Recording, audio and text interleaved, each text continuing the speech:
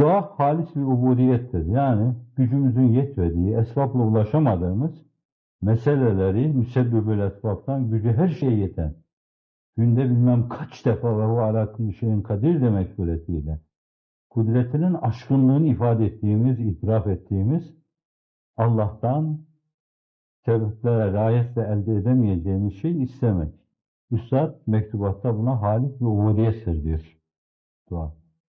Halis insan esbaba riayet etmeyerek onları Allah'tan istemek suretiyle Allah'ın gücünün yettiğini itiraf ediyor. Allah'ın vereceği mevzuunda Allah hakkında hüsnü zan besliyor. Allah verir diye tam bir yakın besliyor. Ve bunların hepsi çok iyi inanmış olmanın, çok iyi yönelmiş olmanın ifadesidir. Bu yanı var. Bir ikinci mesele duada, Allah o duaya ait kelimeleri verirken size bir hedef veriyor. Bunu yakalayın diyor yani. Bu benden istenmekte olabilir. Benim emirlerime riayet etmekle sebepler deniyor bunlara. Yani mesela namaz, marziyat-ı ilahiye götüren bir sebeptir. Oruç sebeptir. Onun huduyla, huşuyla eda edilmesi bir sebeptir. Bu sebeplerden genelde o neticeler doğuyor. Allah'ın adeti sübhanesi içinde. Ehl-i sünnet telakisine göre. Şimdi sizin için hedef olarak belirlenen o şeye hangi yolu kullanırsanız kullanın, oraya mutlaka ulaşın demektir. Bir de hedef meselesi. Şimdi o zaman bir misal, Allahümme ec'alni min ibadikel muhlasînel muhlasîn. Allah'ım beni ihlas yolunda çırpınıp duran ve hatta ihlasa ermiş, ruhunda ihlas saffetini duymuş, ihlasın itminanı yaşayan muhles olma. Bir yoldaki, bir de ufuktaki. Allah'ım beni bundan kıl diyorsun. Birinci şık itibariyle acaba bu sizin o ölçüde bir derdiniz mi? O ölçüde derdiniz değilse ben şöyle derim. Allah demez de onun rahmeti gazabına sevkat etmiştir. Rica ederim kendinizi aşkın şeylerin arkasında olmayın. Allah'a karşı terbiyesizlik yapmayın. Evvela senin için o mu? İçine tercüman olmanı tercih ederim. Ney gibi ses çıkarmalı? Keman gibi, ud gibi ses çıkarmalı. Neyi kendi vereceği sesi bırakıp da başka ses vermeye çalışırsa işte bu kadın ördeğe dönmesi gibi bir şey olur. Evet, rica ederim saygısızlığa girmeyelim de. Bir ikincisi, duayla gösterilen o hedef mutlaka ulaşılması gerekli olan bir şeyse sen yemeyecek, içmeyecek, sürekli gözünü açıp kapayıp onun arkasında olacaksın. Allah'ım beni muhlasından eyle. Bir yerde duyacaksın ki Vahap Bey, şunu yapınca insan muhlesinden oluyor. Hiç unutmam, babam demiş ki peygamber çocukluk yani ben de şimdi atlıyorsa bir insan bir gecede 2000 defa mı ne Nasrullah suresini okursa Allah Resulü'nü görür. Hiç unutmam böyle ellerimi açtım okudum yattım yani o gece göreceğim diye. Öyle var o gün sabaha kadar sürseydi ben okurdum onu. Çünkü o iştiyak benim o gecemi feda etmeme aşkın geliyor.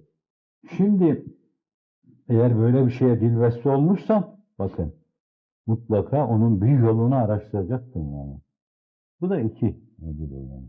Namaza durduğun eğer böyle tam kalbinle duramadınsa bozar bir daha durursun. Bozar bir daha durursun. Bozar bir daha durursun. Tam kalbinle kilitleneceğin ana kadar, Allah'ı duyacağın ana kadar rica ederim onun karşısında hiç olmazsa laubali olma. Bir daha durursun. Bu ihlası yakalayıncaya kadar. Bu da öyle bir mesele. Evet.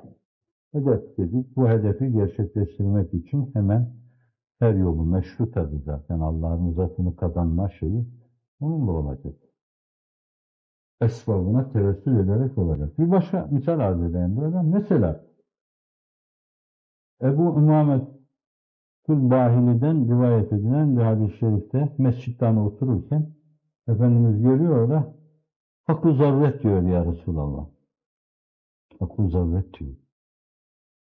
Allah Resulü sallallahu aleyhi ve sellem buyuruyor ki sabah namazından sonra şu duayı oku diyor. Cenab-ı Hak giderir onu.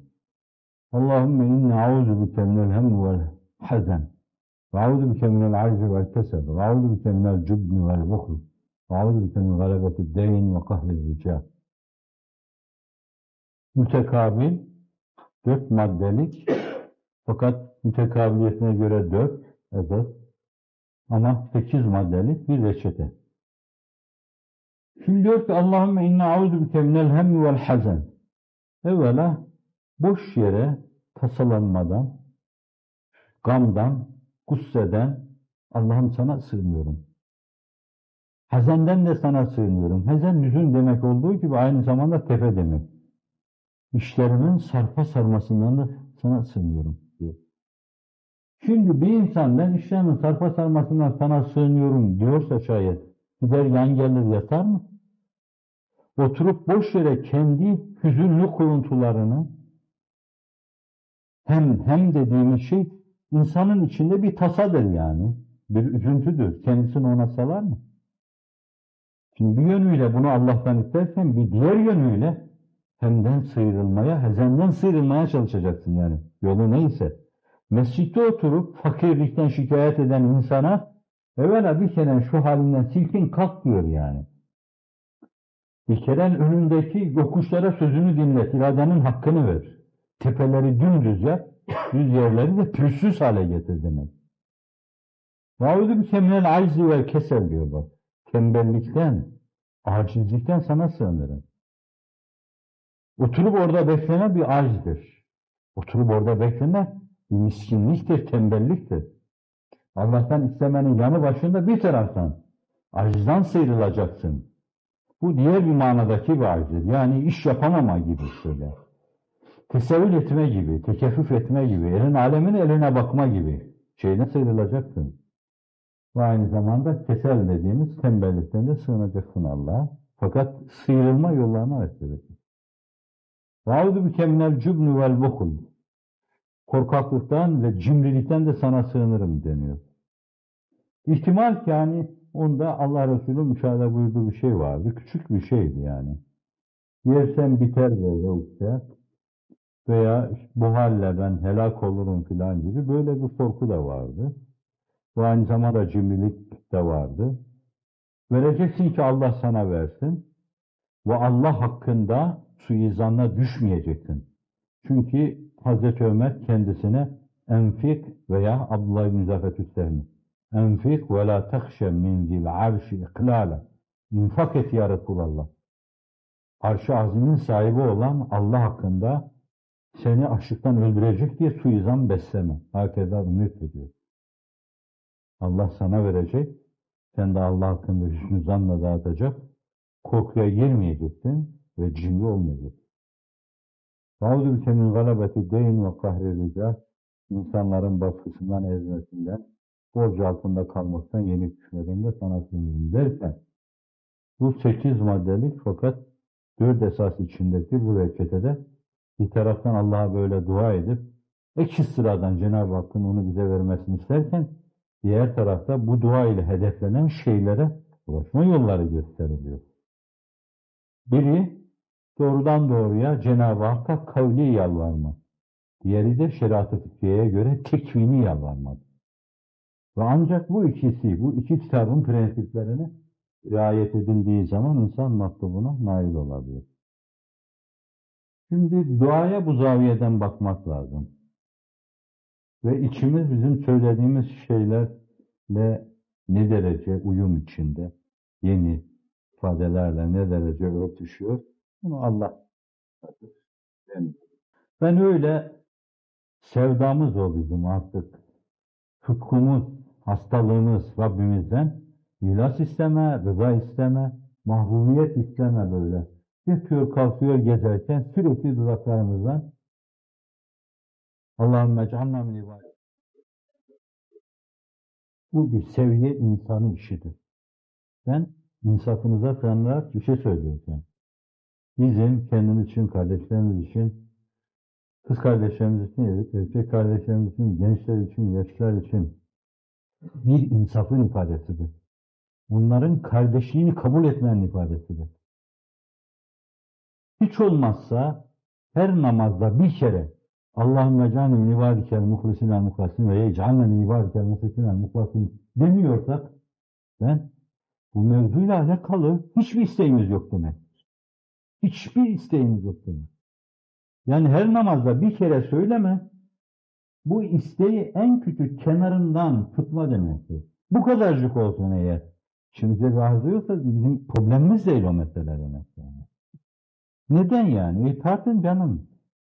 Siz gönlünüzü verdiğiniz dünyevi işleriniz, hatta bir kısım ukrevi zannettiğiniz işleriniz, o işleriniz namazın içinde, namazın dışında, şurada, burada ne kadar kafanızı meşgul ediyor?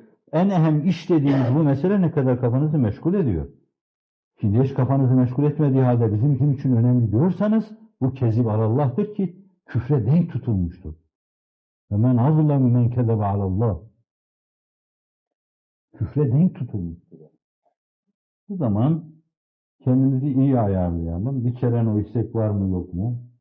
İstek hasıl olacağı ana kadar da bir 10 sene hiç durmadan günde la hakar o en önemli mesele rıza gibi, mahbubiyet gibi, hillet gibi, ihlas gibi şeyleri en az 100 defa her gün Allah'tan isteyelim.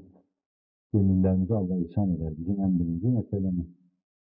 Avrat istediğimiz gibi, çocuk istediğimiz, onun okumasını istediğimiz, terfi etmeyi istediğimiz, kaldığımız bir yerde bir kalmayı istediğimiz, işlerimizin iyi gitmesini istediğimiz, kesada girmemesini istediğimiz kadar en azından onların hiçbiriyle tartılmaz. Allah'ın rızasını indirelim seviyemize, ayaklarımızın dibine kadar. Ayaklarımızın dibinde olması gerekli olan bu meselelerle tartalım ve o kadar isteyelim. Hiç olmazsa. Ve insafımıza sığınalım.